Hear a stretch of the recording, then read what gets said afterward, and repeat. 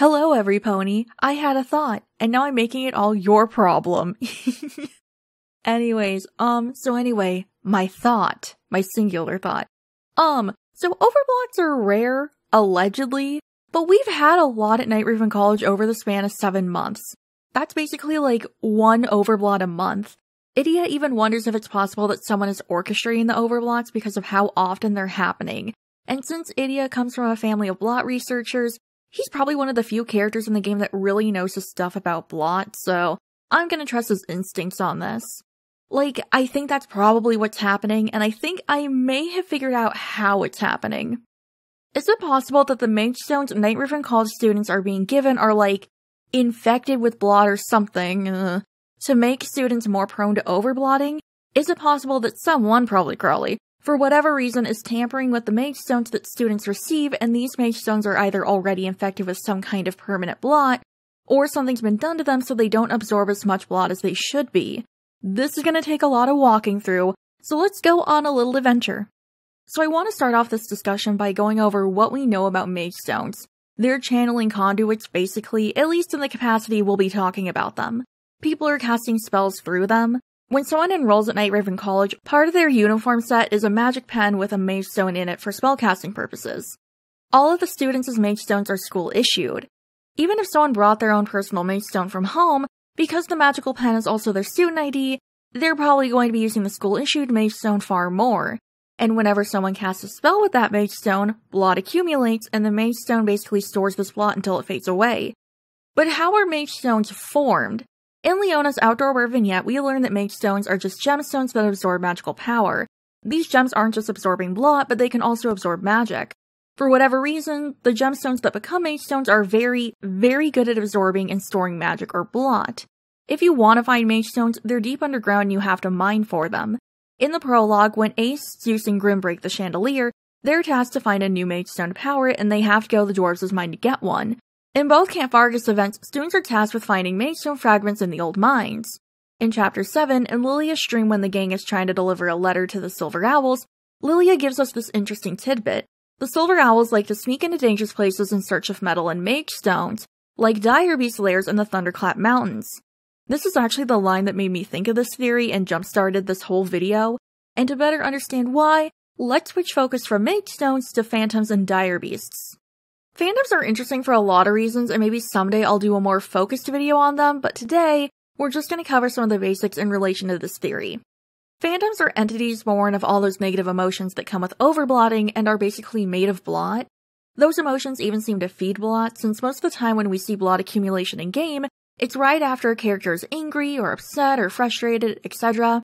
And not to mention their heads are bottles of inky blot.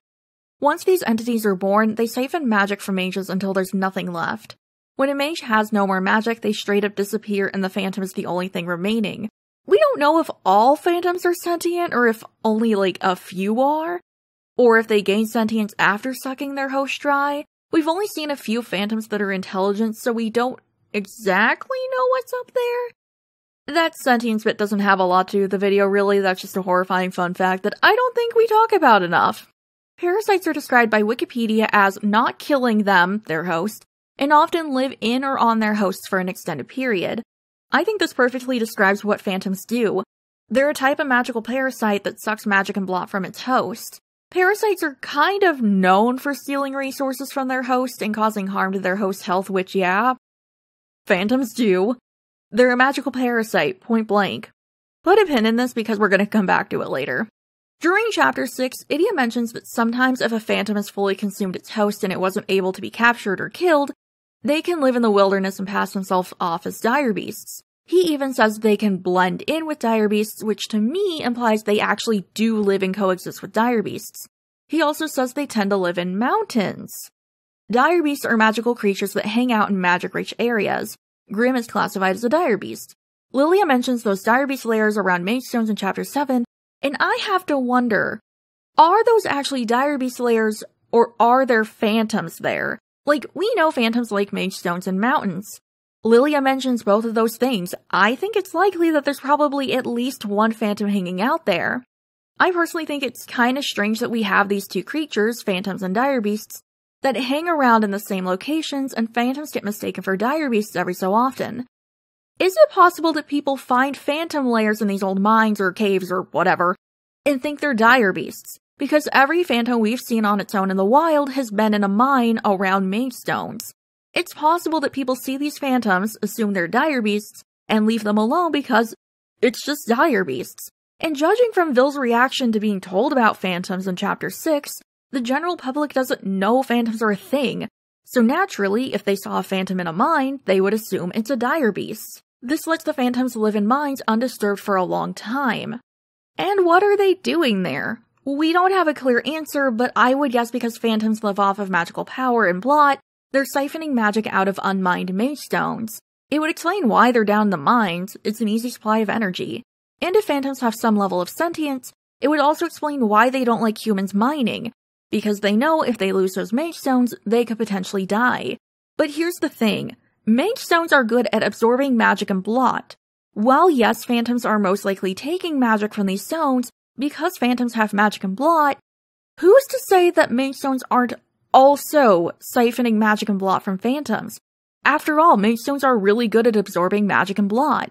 And if these Magestones are taking power away from the phantoms, is it possible that a weaker phantom could be totally absorbed, so to speak, by a Magestone?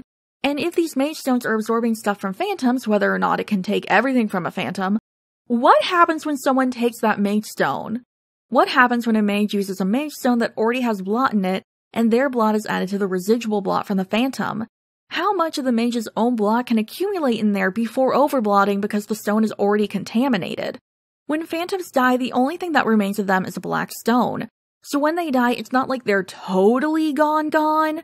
There's still remnants of them left behind condensed into a stone. We know from Idia talking about Grimm that Grimm, who is eating a lot of these Blot crystals, is resistant to Blot treatment. Now this could be because of whatever curse is on him, we'll fully admit that might be it, but we don't know for sure. All we know is that Grimm's Blot can't really be treated. If concentrated Blot like Grimm was eating can't be treated, if concentrated Blot gets absorbed by a Magestone or maybe even condensed by the Magestone itself, I don't know, will that make it resistant to any sort of treatment? Does that mean no matter what, there's just some permanent Blot in there?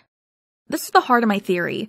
I think it's possible that Magestones can be infected with Blot, and the Magestones that Night Raven College students receive have been pre-contaminated with Blot, so when students use them, the Magestone won't hold as much Blot because it's already been preloaded, so to speak.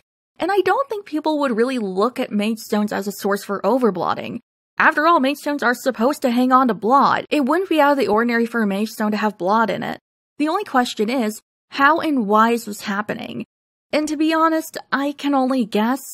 I do think it's kind of suspicious that Night Raven College sits on this weird-looking mountain, and we know phantoms live in mountains. I also think it's suspicious that Ordo says during, I believe it's Ghost Marriage, that there's secret passageways under the school. Maybe there's a lab down there holding phantoms and someone is using those phantoms to infect Magestones to give to future students. I don't know who would be doing this, but I think we can all guess it's Crowley. He's always been suspicious when it comes to Blot crystals, and he never wants outside figures meddling in campus affairs. He's clearly hiding something, and maybe this is it. As for a motive, I also don't know. Maybe he's running out of phantoms and needs more, so he's trying to make more. Maybe like, I don't know, a loved one of his overblotted into a phantom or a Blot crystal, and he's trying to like reverse the process or something and needs test subjects. Frankly, I don't know. I also don't know why the permanent Blot wouldn't show up on Magestones, but I think Magestones already being infected with like permanent Blot or something would explain why these overblots are happening and happening so close to each other. While yes, the characters are having a hard time, their Magestones aren't really equipped to be handling so much extra Blot, and it causes the characters to overblot faster because that Blot can't be contained by the Magestone anymore. I don't know, this whole thing was just a thought I had while reading through the last story update for EN. I thought it was weird when that part came out in JP too, but it just really hit me reading it in English. And also when I had sleep and wasn't pulling an all-nighter like I do for JP story updates. But yeah, thank you guys for listening to my silly little theory. Maybe I'll expand on this if we get more information, but for right now, it's just a thought. Thank you everyone for watching, and a very special thank you to my channel members and Twitch subs. Your support helps me to continue to make these videos. If you'd like early access to my videos, consider becoming a channel member. Patrons and Ko-fi members can get my scripts early before I record them. I live stream over on Twitch every Tuesday, Thursday, and Sunday. Thanks again, guys, and I'll see y'all later.